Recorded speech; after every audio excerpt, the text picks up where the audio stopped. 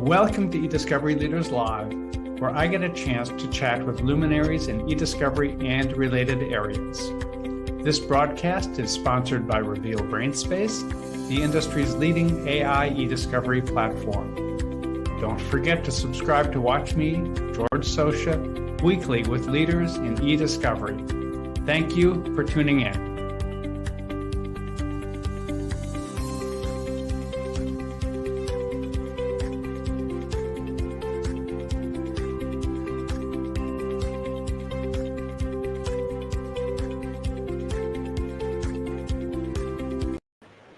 Welcome to eDiscovery Leaders Live, hosted by ACEDS and sponsored by Reveal. I am George Socha, Senior Vice President of Brand Awareness at Reveal. I would say each Friday morning, but we're live from ILTA this week. This is, I've lost track now, number whatever of 11 podcasts we are doing live from ILTACON in National Harbor. Past episodes, for those of you who don't know, are available on the Reveal website. Go to revealdata.com, select resources, then select eDiscovery Leaders Live. My guest for this very abbreviated session, because it's extremely busy here, is Julie Brown, Director of Practice Technology at Vorys. At some point, I'm going to lose my voice and my ability to speak here, but we're doing our best. Julie has worked in legal technology for more than 30 years. She's got a paralegal degree, has worked in law firms and in-house litigation departments, and she's pretty much the most important person for everything when it comes to practice technology at her firm, Vorys, and a true stalwart at ILTA. So, Julie, welcome.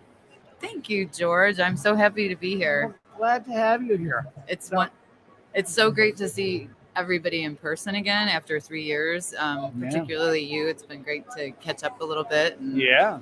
So it's a great conference so far. So what do you think of the conference so far?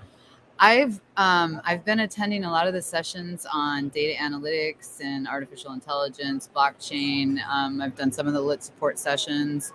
I'm actually going to the one right after this. I think you're actually presenting in. That's why we got to cut this one short so we can skedaddle over there. Yeah. So the sessions have been great, really well attended. The keynote was really good. So, and I think ILTA sold out this time. So that's very good. That's pretty amazing. I mean, it certainly feels busy and active and energetic.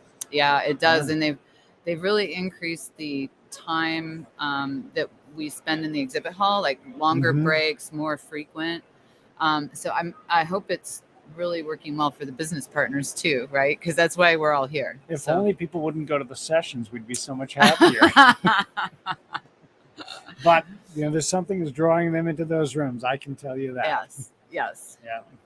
But what do you see happening in the industry these days? Wow. I mean, for me, a lot of it is really expanding our services beyond just eDiscovery and litigation into all the different practice areas. And I'm really seeing a lot more requests for data analytics and automation and different projects like that come into the team. So I think that's been a pretty big focus for us. Also a big focus at the firm on innovation. And we're actually going to have our first innovation day at Vorys. Great. In September. So I'm involved in putting that together. And it's going to be firm-wide in all our offices. So it's kind of exciting. The first guest I had on today, Chip Delaney from Lineal, I know Chip. was talking about innovation in law firms and the various permutations he's seen. So what does that mean in your context? Yeah, so for us, there's I think it's important to say that innovation is not technology. Innovation is great ideas on how we can do things better. It can involve technology, but not necessarily. So we're really trying to focus on that. And I think we're bringing together everyone in the firm, every secretary, every staff member, every attorney across all 8 offices for it's not going to be an entire day this time. It's our first time, but a couple hours where we have these brainstorming sessions And we're asking everybody to just bring their wildest, craziest ideas on how we can better deliver legal services, and Yeah.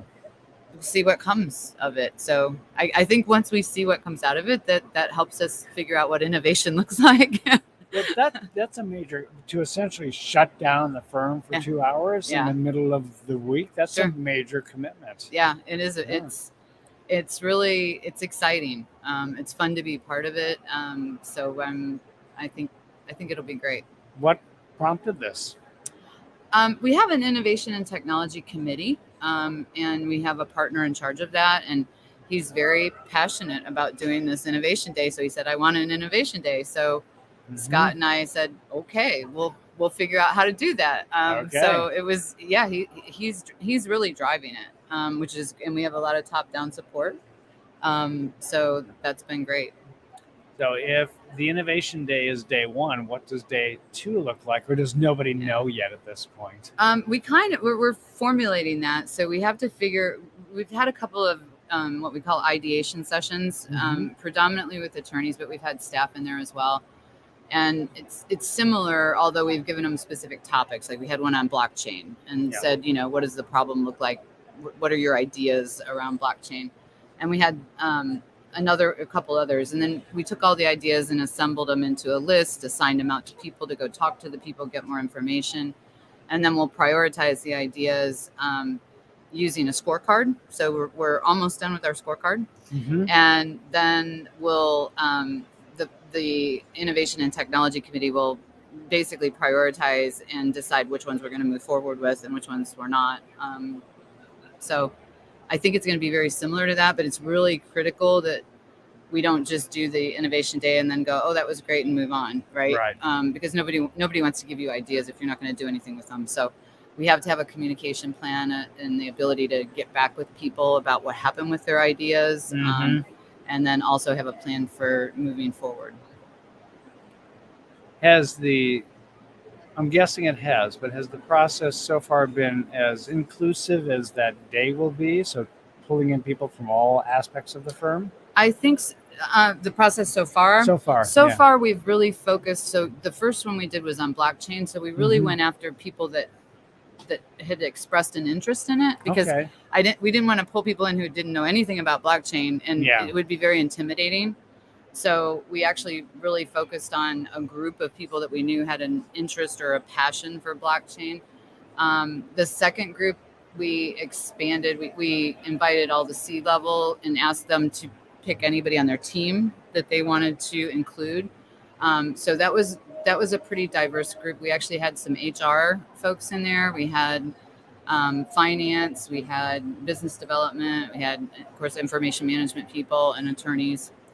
And then we did a virtual one like 3 weeks ago, because we were doing all in person, right? Because brainstorming works so much better when you're in a room. Oh, it does.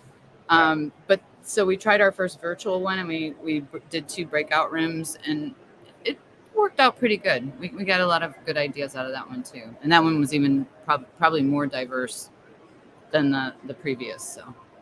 Well, that sounds like an interesting challenge and opportunity. Any final thoughts, comments here before we dash?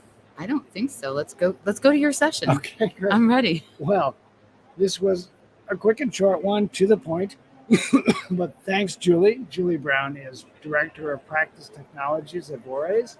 I am George Socha. This has been eDiscovery Leaders Live, hosted by ACEDS and sponsored by Reveal. Julie, as always, thanks so much. Thank you, George.